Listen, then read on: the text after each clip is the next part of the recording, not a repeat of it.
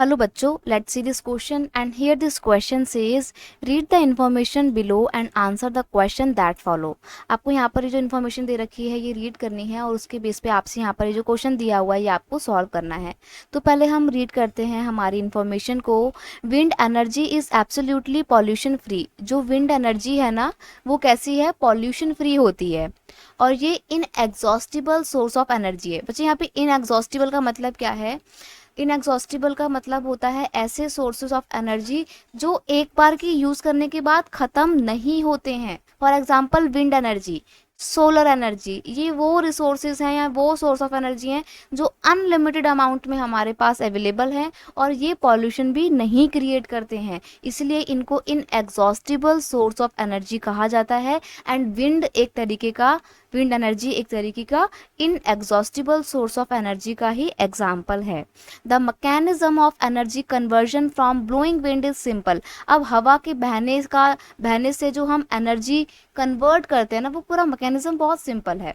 The kinetic energy of wind through turbines is converted into electrical energy. देखो हम क्या करते हैं ना, हम विंड एनर्जी के प्लांट लगाते हैं और उसमें क्या होता है, प्लांट्स में ना ऐसे बड़े बड़े पंखे टाइप के कुछ होते हैं, ठीक है, पूरा सिस्टम बनाया जाता है इनका।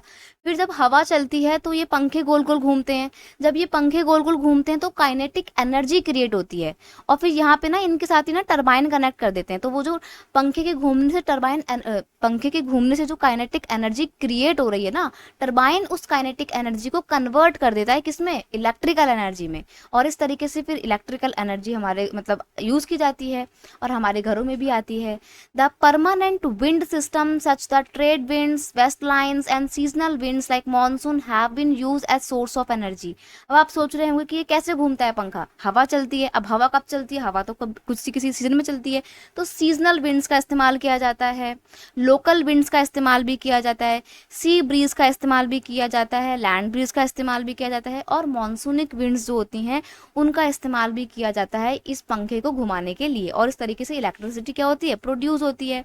अब आप सोच रहे होंगे क्या इंडिया में ऐसा किया जाता है? यस, इंडिया में भी कुछ कुछ स्टेट्स ऐसे हैं जहाँ पर विंड एनर्जी को यूज करने के लिए फेवरेबल कंडीशन है। हर जगह आप विंड एनर्जी क्रिएट नहीं कर सकते हो।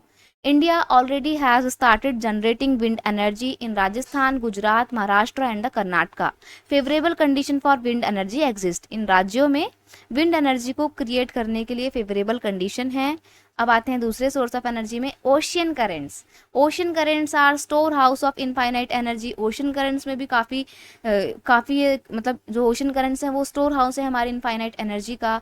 Since the beginning of 17th and 18th century, persistent effort were made to create more efficient energy system from the ceaseless tidal waves। जो ceaseless tidal waves है उससे भी एनर्जी क्रिएट करने की कोशिशें हम लगातार 17th और 18th सेंचुरी से करते आ रहे हैं। Large tide waves are known to occur along the west coast of India. अब देखो इंडिया में टाइडल वेव्स जो जो लार्ज टाइडल वेव्स होती हैं वो इंडिया में कहाँ पर आती हैं, वो वेस्टर्न कोस्ट में आती हैं इंडिया के।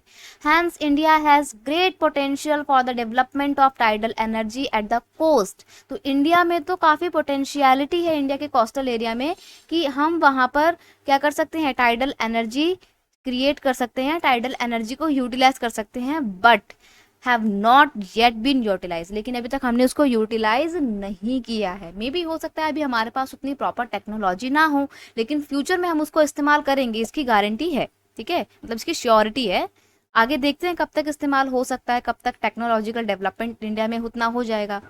अब आते हैं अपने क्वेश्चन पे। क्वेश्चन है, इन अ विंड फार्म, एक विंड फार्म है जहाँ पे विंड एनर्जी क्रिएट की जाती है, dash energy is converted into dash energy with the help of turbine.